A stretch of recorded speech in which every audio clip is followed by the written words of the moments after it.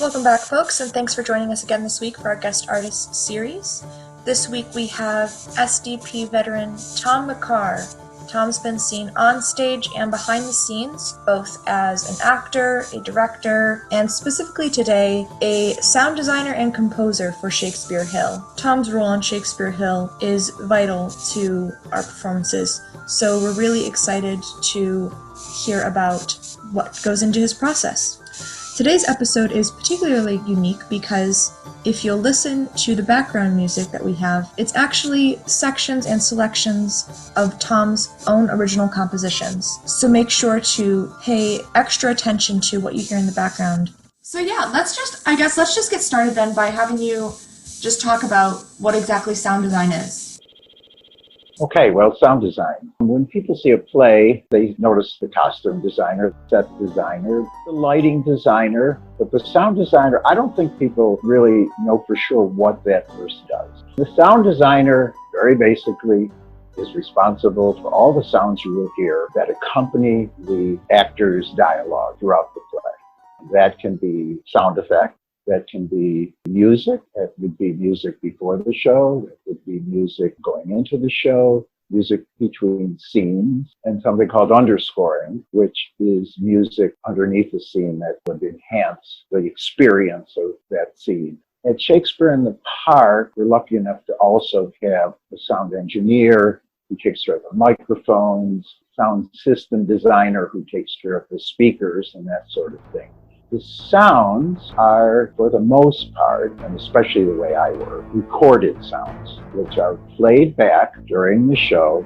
Those tend to be two types of sounds. Those would be sounds that play out, a gunshot, or sounds that may fade in and fade out, which could be a musical underscore or something of that type. The sound designer also decides the levels, how strong that sound should be, the tone of it, and even at Shakespeare in the Park, where that sound would come from, whether it's coming from the big speakers, or whether it's coming from backstage, or whether it's supposed to sound like it's coming from on stage. And that pretty much sums up what sound design is. I've also composed music for Shakespeare in the Park. My first show in 1991, and then from 1995, I had been doing almost all the shows.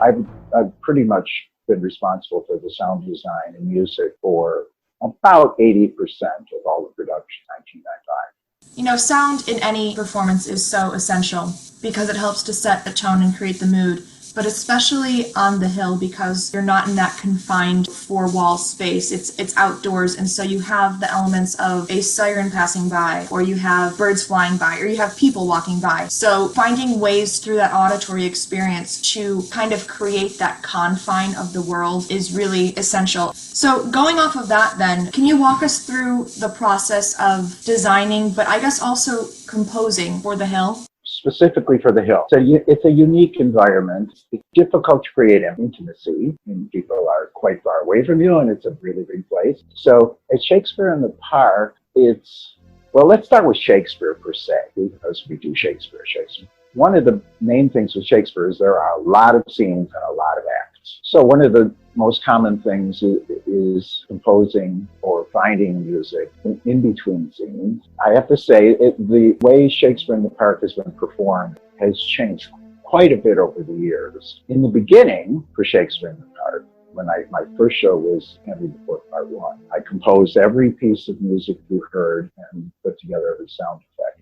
So just starting specifically from that, and that was my first Shakespeare in the Park in 1991. I listened to incredible amounts of Gothic music. By the way, I was not a theater major. Getting into theater was almost like an accidental thing. But for Shakespeare in the Park, sound design generally is the sound of something you don't see. It's only what you hear in theater. For Shakespeare in the Park specific, let's get to the script. So I go through the script, and I like to do this well in advance and mark every place where there could be a cue. In Shakespeare, that's generally between scenes, and then the next thing are songs, especially in the comedies, people sing. So then it's a question of putting Shakespeare's words to music for the actor. And of course, then the next step is to sit down with the director, get their idea of what they're trying to do in this particular production. I'm trying to make the director's vision come to life. I'm curious, how do you use certain elements and techniques to help convey different emotions or invoke from the audience certain feelings to help them, feel what's going on in the script? How does a winter scene differ from a summer scene compositionally? Elements like that. When I approach a production, I reinvent the wheel for every production. There is no formula, what I always do for this or whatever. If I find myself doing that, it doesn't actually evoke specifically what I'm trying to do. So there is no formula. I put myself into the psychological state that the actor is in and then compose. There is no specific formula. It differs from show to show. The music is already there. You're just finding it. So you're making it, it exists in the cosmos. You don't make it, you discover it. So you have to make yourself almost like a passive vessel. The other part of it is basically inspiration. Music excites feeling. First, I think it's kind of reassuring to hear that, there's no formula. One of the actors, they mentioned how there's no, there's no like rule book for doing any of this. And that's important. And then going back to what you're saying about how you didn't even go to school for theater, and you're so successful now in the theater community, both as a designer and then as an actor as well. That's really inspiring to hear, because I think again it's a testament to the other point you said, that you're here to serve the play. And I think that's something important to keep at the core of whenever anyone's doing theater, is that we're here to tell that story and to tell that play's story, and keeping that. And I think it's very obvious when a show keeps that at its core of its purpose, because everything just is so much more harmonious, and it aligns and it gels so much better than if it's trying to serve an ulterior motive. So I want to close out by just taking a walk down memory lane with you and seeing if you have a favorite memory with Shakespeare in Delaware Park. In the production of Richard III, ghosts wearing masks. It was a 5-minute scene. All the voices were recorded. They were wearing masks and moving around on the stage. The audience was mesmerized. For 5 minutes, it was only recorded sound. And I watched the audience just following it. But it was really the recording. We had done recording session, and I altered the tones of their voice. There were times when they would applaud for that, and it was all sound.